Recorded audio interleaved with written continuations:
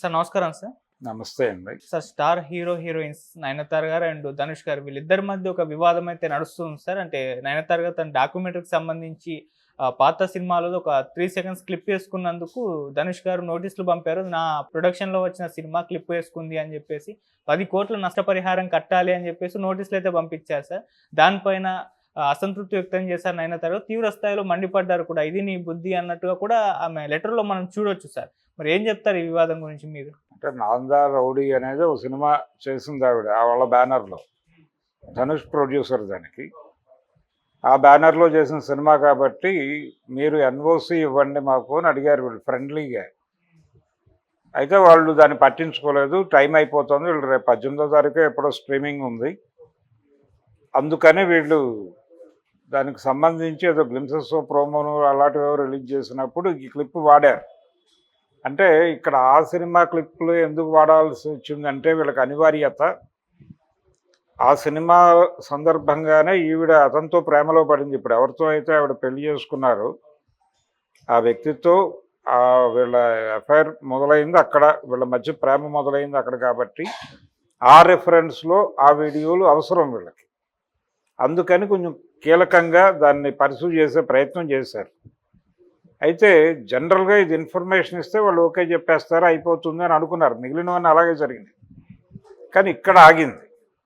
ఇక్కడ ఆగటం అనే దగ్గర వీడు రియాక్ట్ అయింది. ఆగటం వరకు మాత్రమే కాదు, వీళ్ళు వాడిన క్లిప్స్ మీద వాళ్ళు 3 crores అడిగారు, అది నెమ్మదిగా 10 కోట్లు కూడా అడిగారు అనేది ఆవిడ లెటర్లో రాసింది. వాస్తవంగా 3 కోట్లు అడిగారు అనేది ఒక మాట ఉంది ప్రచారంలో. అయితే ఈ 10 కోట్లు అడిగారా నిజంగానే అంటే ఆవిడ లెటర్లో ప్రస్తావించిన 10 కోట్లు అడిగారా అంటే అది వేరు. అడిగితే అడిగి ఉండొచ్చు కూడా.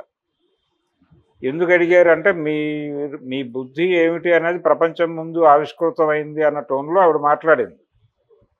మీరు సినిమాల్లో చాలా గొప్ప విషయాలు మాట్లాడతారు కానీ తెర బయట మీరేమిటి అనేది ప్రపంచానికి అర్థమైంది అనే టోన్లో ఆవిడ ఎండగట్టింది. అయితే ఇక్కడ ఒక కీలక అంశం ఉంది. అదేంటంటే ఒక సినిమాలో నటించిన తర్వాత దానికి రెమ్యూనరేషన్ తీసుకున్నారు కదా ఆవిడ ఉచితంగా నటించలేదుగా. 'నాందా రౌడీలోనో మరొక సినిమాలోనో ఆవిడ ఉచితంగా నటించలేదు. రెండోది 'నయనతార' గారి మీద ఒక జనరల్ ఒపీనియన్ ఒకటి ఉంది ఇండస్ట్రీలో. అదేంటంటే ఆవిడ ప్రమోషనల్ యాక్టివిటీస్కి దూరంగా ఉంటారు అని. ఈ ప్రమోషనల్ యాక్టివిటీస్ని ఇంక్లూడ్ చేసే రెమ్యూనరేషన్లో మాట్లాడటం జరుగుతుంది. ఓకే. కానీ మరి ఆవిడ ఏవైనా అలాంటివి లేకుండా రెమ్యూనరేషన్ తీసుకుంటున్నారా అనేది తెలియదు. కానీ ఆవిడ ప్రమోషనల్ యాక్టివిటీస్కి దూరంగా ఉంటారు ఎప్పుడూ కూడా. ఆ మధ్య ఆవిడ ఓన్ పిక్చర్ రిలీజ్ అయినప్పుడు మాత్రమే మొదటిసారి ఆవిడ మీడియా ముందుకు వచ్చారు ప్రమోషన్ కోసం. వచ్చిన సందర్భంగా కొంతమంది యాంకర్లు అడిగారు, మిమ్మల్ని ఇలా ప్రమోషనల్ ఇంటర్వ్యూలు చేయటం విచిత్రంగా ఉంది, మీరు ఎప్పుడూ రారు కదా. ఆవిడ నవ్వి ఊరుకుని తప్ప సమాధానం చెప్పలేదు. సో ఆవిడ మీద ఆ అభిప్రాయం ఉంది. అలాంటిది ఏదైనా వాళ్ళు అడిగారా ఆ టైంలో, ఈవిడ రిజెక్ట్ చేసిందా, వీళ్ళిద్దరి మధ్య సహకారం అక్కడే బెడిసికొట్టిందా అంటే ఈవిడ లెటర్లో ఆ సినిమా ప్రీ రిలీజ్ ఫంక్షన్లోనూ తర్వాత జరిగిన ఫంక్షన్స్లోనూ వీళ్ళని ప్రాపర్గా పట్టించుకోలేదు అనే మాట కూడా దొర్లింది. అంటే ఈ వివాదం ఇప్పటిది కాదు. ఈ డాక్యుమెంటరీ ఆవిడ జీవితం మీద ఒక డాక్యుమెంటరీ నెట్ఫ్లిక్స్లో వస్తోంది.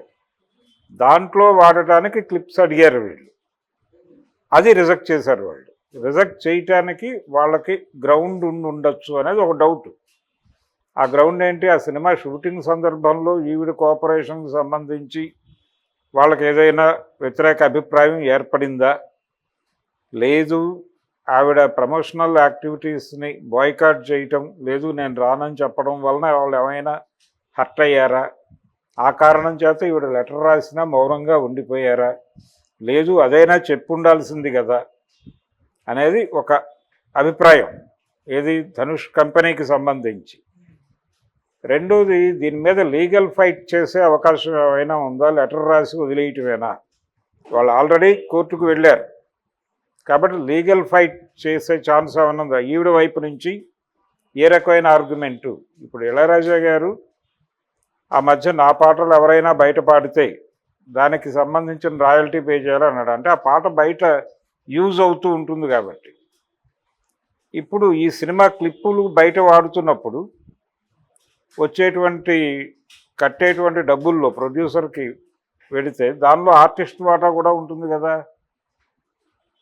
వీళ్ళ నటన వలన కదా చూస్తోంది ఆ క్లిప్లు బయట ఎవడైనా వాడితే.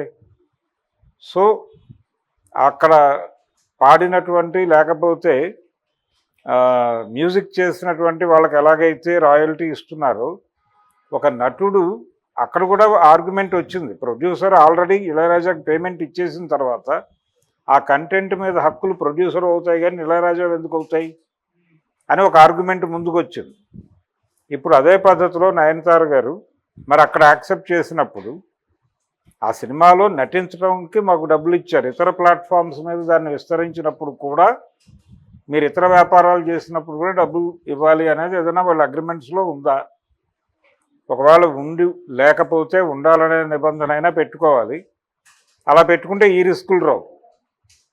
సో వీళ్ళ అగ్రిమెంట్లకు సంబంధించిన డొల్లతనము ఏదో అనవగాహనలు ఉంటే ఉండుండొచ్చు. అలాగే ప్రమోషనల్ యాక్టివిటీస్ని ఇంక్లూడ్ చేసే అగ్రిమెంట్లు చేస్తున్నారు ఈ మధ్య. అలాంటిది ఈవిడ కీలకంగా అవాయిడ్ చేస్తున్నారంటే అది బహుశా దానిలో ఎక్స్క్లూడ్ చేస్తే చేసుండొచ్చు. ఇంత కీలకంగా అగ్రిమెంట్లు డిజైన్ జరిగినప్పుడు మా కంటెంట్ ఇతర ప్లాట్ఫామ్స్ మీద వాడినప్పుడు ఖచ్చితంగా మాకు దానిలో షేర్ ఇవ్వాల్సి ఉంటుంది. అది ఏ రూపంలో ఎవరు వాడినా షేర్ ఇవ్వాల్సి ఉంటుంది.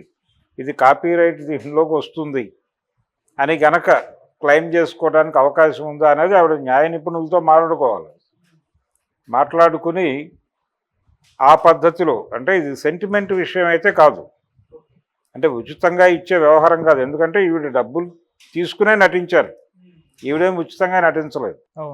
కాబట్టి వాళ్ళు కూడా ఇచ్చేటప్పుడు డబ్బులు అడగచ్చు. నిజానికి ఈవిడ వెళ్ళి అడుగుంటే ఎన్ఓసి ఇవ్వమని లెటర్ ఇవ్వండి అని అడగకుండా తనే స్వయంగా వెళ్ళి అతన్ని కలిసి నేను బలానా డాక్యుమెంటరీ చేస్తున్నాను, మీరు 2-3 క్లిప్స్ వాడుకుంటాం, మీరు కన్సిడర్ చేయాలి అని కనుక అడుగుంటే ఆయన 3 కోట్లు అనుంటే అంత ఇచ్చుకోలేరు, వాళ్ళు 50 లక్షలు ఇచ్చుకుంటారు, చూసి చూడనట్టు పొండి ఏదో చిన్న వ్యవహారం అని కొంచెం సబ్మిసివ్గా మాట్లాడి ఉంటే వాళ్ళు ఏమైనా కన్సిడర్ చేసి ఉండేవారేమో. కానీ ఏదో ఒక అమౌంట్ ఇచ్చి తీసుకోవటమే న్యాయం.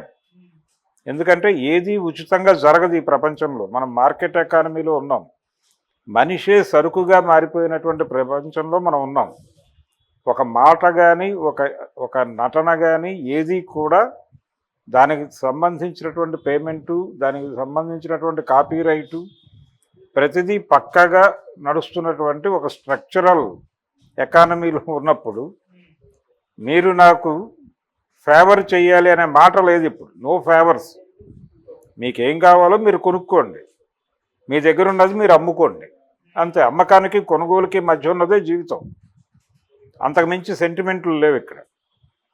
కాబట్టి ఆ పద్ధతిలో వాళ్ళు వ్యవహరించారు. అందుకని ఈవిడ కూడా వెళ్ళి డీల్ మాట్లాడుకోవడంలో, ఒక డైలాగ్ నడపడంలో ఫెయిల్యూర్ ఉంది. అందువలన ఈ వివాదం ఇక్కడ దాకా వచ్చింది. సో ఈవిడ ఇక్కడ దాకా ఇప్పుడు లెటర్ బహిరంగ లేఖ రాసింది ఆవిడ, పబ్లిక్ డొమైన్లో పెట్టారు ఆవిడ. ఈ పబ్లిక్ డొమైన్లో పెట్టి దీన్ని యుద్ధంగా మార్చడం ద్వారా, అంటే ఇతరులకి ఒపీనియన్ బిల్డ్ చేయటం ద్వారా వాళ్ళ మీద ప్రెజర్ తీసుకురావటంగా ఆవిడ భావిస్తున్నారు.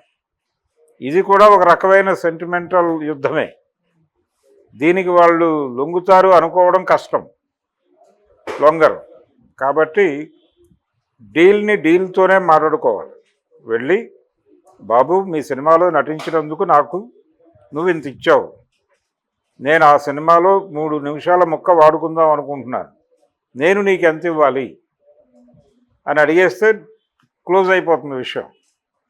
అంత ప్లెయిన్గా అయిపోయే విషయాన్ని, అంటే విషయాన్ని విషయంగా డీల్ చేయటము, మనం ఏ సమాజంలో ఉన్నాము, ఎలా వ్యవహరిస్తున్నాము, మనం ఎలాగైతే చాలా మనకు అభిప్రాయాలకు అనుకూలంగా మనం ప్రమోషనల్ యాక్టివిటీస్ ఇవన్నీ అవాయిడ్ చేస్తూ వెళుతున్నాము, ఇవన్నీ కూడా పరిగణనలో తీసుకోవాలి కదా. ఇది సీరియస్గా దాడులు చేసుకునే సమయం కాదు, సందర్భము కాదు. వివాదం పెంచుకోవటం కన్నా మాట్లాడి సాల్వ్ చేసుకోవటమే మంచిది. పరిష్కారానికి 2-3 మార్గాలు ఉన్నాయి. దాన్ని మీరు పట్టించుకోకుండా ఇప్పుడు ప్రజాక్షేత్రంలో యుద్ధం చేయడానికి ఆవిడ సిద్ధపడింది.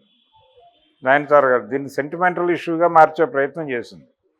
వ్యాపార ప్రపంచపు లావాదేవీలు సెంటిమెంట్లతో కుదరదు అనేది వాస్తవం. దాన్ని దృష్టిలో పెట్టుకుని వ్యవహారాన్ని నడపాలి తప్ప అనవసరమైన వివాదాలు క్రియేట్ చేయటం వల్ల ఉపయోగం ఉండదు. Thank you so much sir. Thank you.